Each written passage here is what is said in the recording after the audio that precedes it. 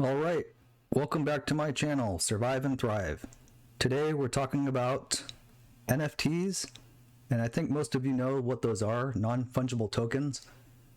And there's been a lot of development and different routes that artists and creators have been taking these. And you've seen everything from digital art to gaming and even music being talked about for having ownership of the digital form with NFTs. Today I'm going to be focusing on NFTs related to music. And starting with this first article, can NFTs crack royalties and give more value to artists? So I think this is a really interesting concept, and it has to do with not only owning a particular song or piece of a song, but also having an opportunity to share in the royalties that everyday music artists are able to get.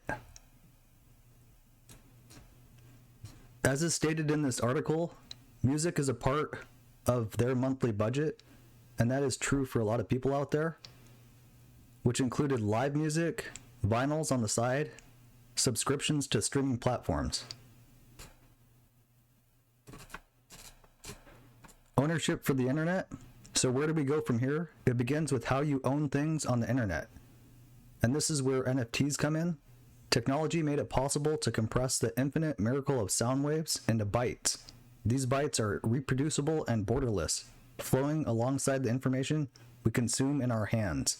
So the great aspect is that once you've bought in or invested into a particular project or song, you would have ownership for life, or until you decide to sell that to another person. The crypto movement is challenging this notion that something as ephemeral or as easily portable as a file can also be owned, and that this ownership is valuable.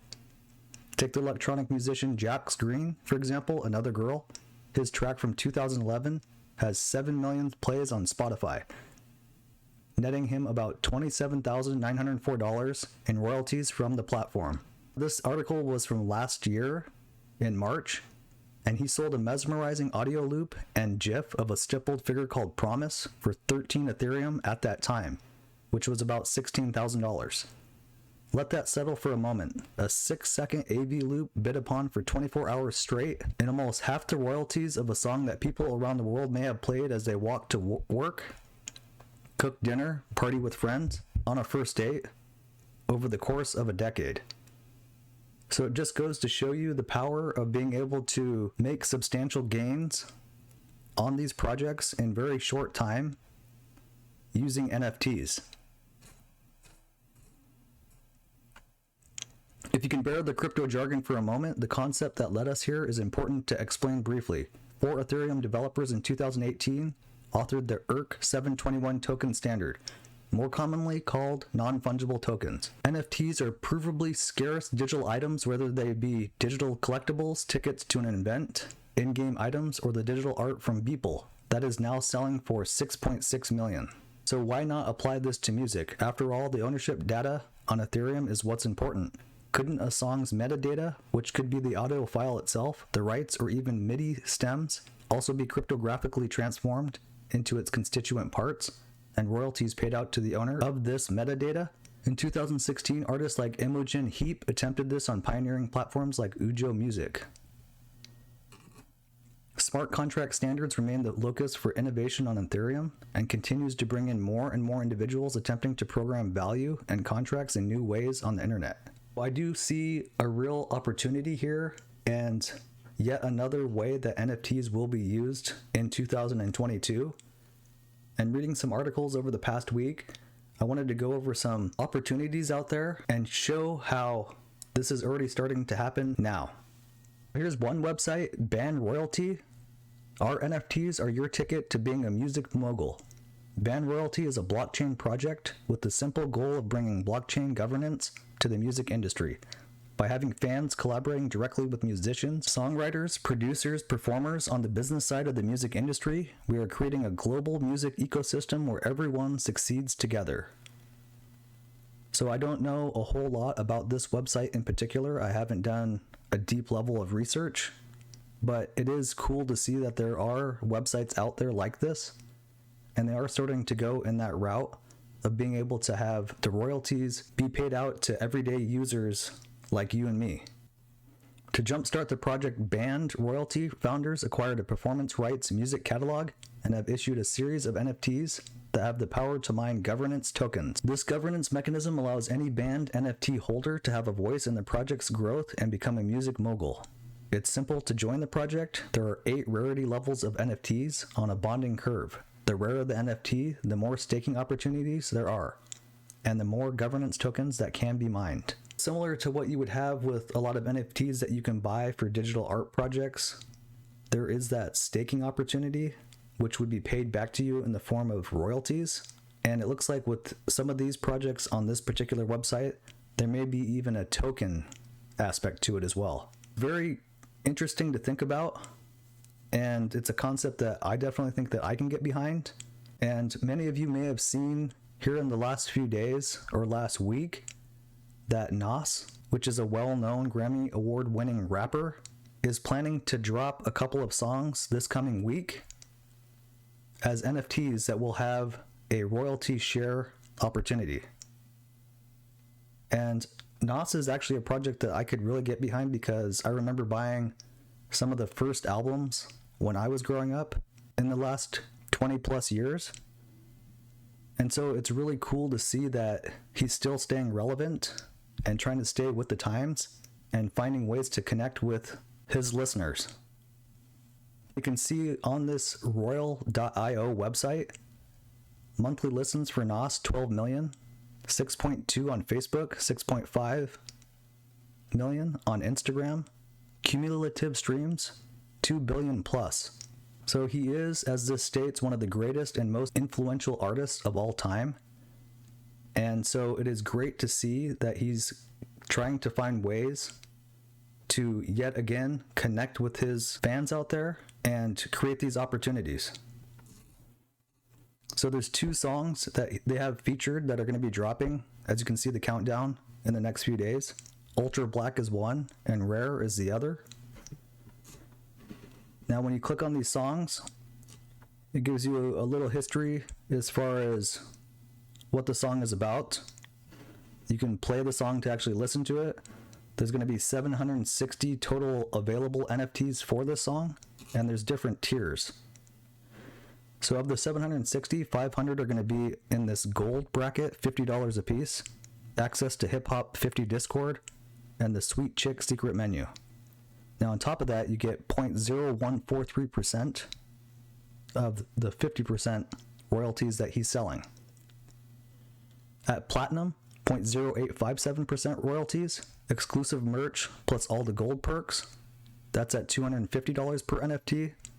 And then if you go to Diamond, you get 2.14% on the royalties, 2 VIP concert tickets, exclusive signed vinyl, and a video conversation with Hit Boy, who I think collaborated with him on this song, plus all the gold and platinum perks. That's going to cost you $4,999, and there's only going to be 10 of those. So you can see how they came up with limiting the numbers, and it'll be really interesting to see how quickly this sells out, because I think it will go very quickly. And if I drop over to his other song, Rare, that's the day after the first Ultra Black song. And this is going to have 1,110 available. So it's going to be a little bit more spread out. And same thing with the tiers. Gold, 0.0133% on royalties, $99. And they're going to have 700 of those. At Platinum, 0.0658, that's $499 per NFT. And they'll have 400 of those. And then for almost $10,000 per NFT, 1.5789% royalties, with only 10 that are going to be available for purchase. It's a very interesting concept to think about.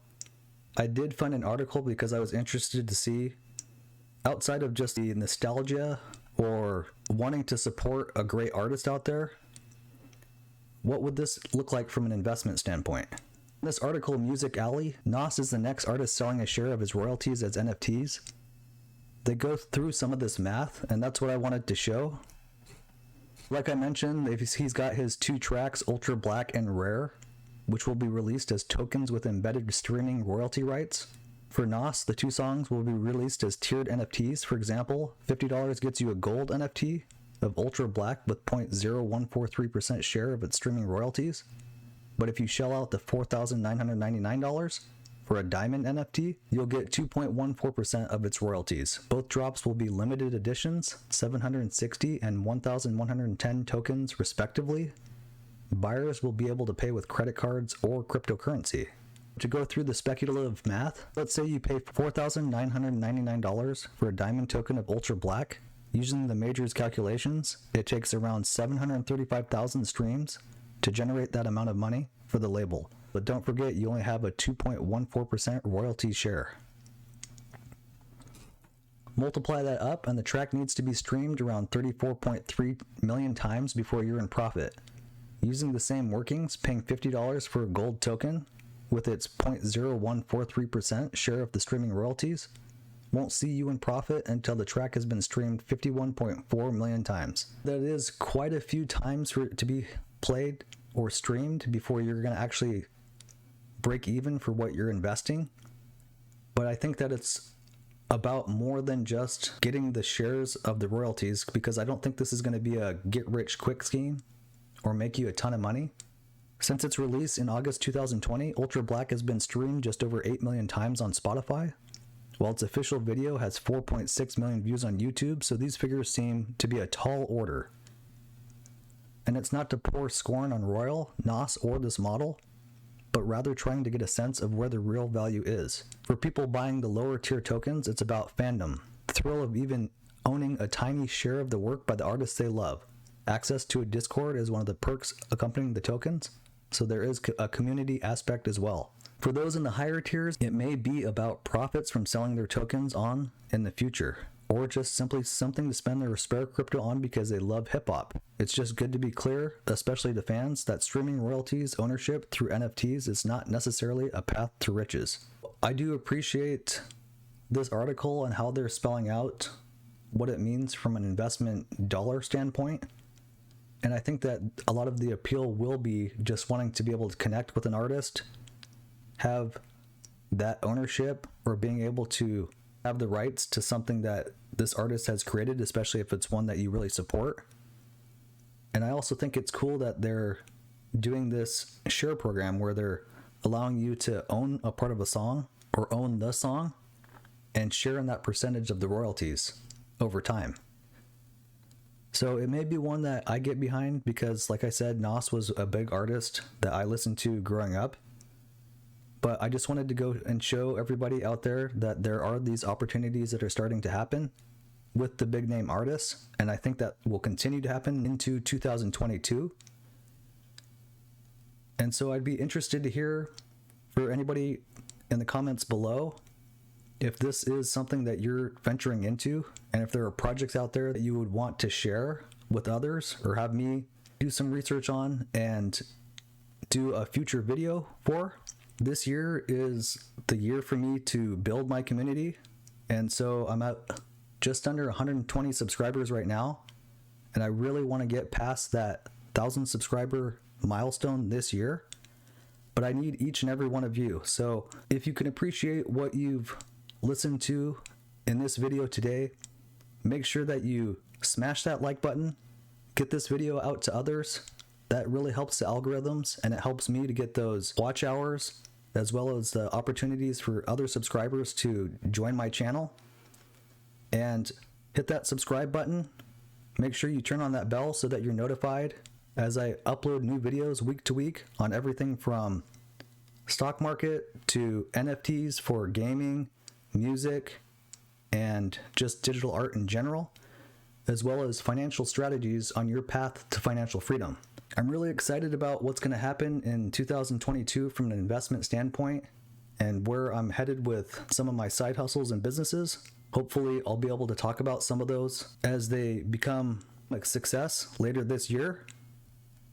And as always, take this free education, make the most of it, look for those opportunities to make incredible gains, and don't just survive, thrive.